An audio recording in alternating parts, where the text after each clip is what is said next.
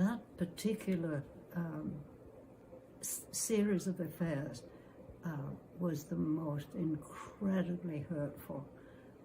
To even think about it, when they said that the 5 mortuaries that we'd prepared at the start of the war, because it was estimated that that possibly would be the loss, and of course it wasn't.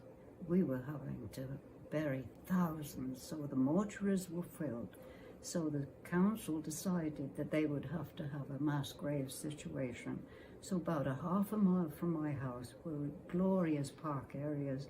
So they were excavated to be ready for any bodies that were going to be deposited there. And eventually,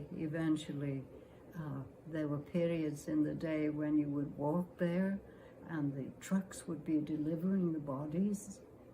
And one particular day, the bodies were already in there, hundreds and hundreds of those bodies. And the families and the people who wanted to witness the blessing of that area, the ministers were there, crowds of people came, almost everybody brought flowers. And there's footage right now, and I think you see it on the movie that you're going to have.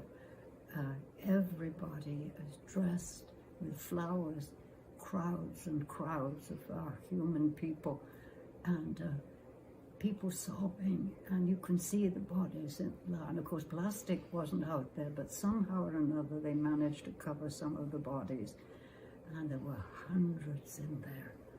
And of course, they were open for days and days and days. So when we went by, the reminder was, it's one of the, I saw them doing the same thing in the Ukraine the past couple of days. And they were just throwing the bodies in there. I actually cried yesterday because I saw one young girl's body thrown into that ditch by the leg, by the arm, and he just threw her in there like that. It was nothing like that in Coventry.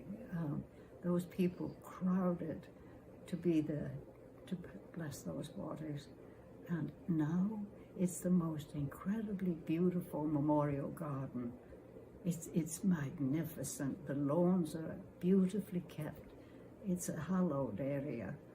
And I'm just so pleased that people were buried in such a good fashion. Yeah.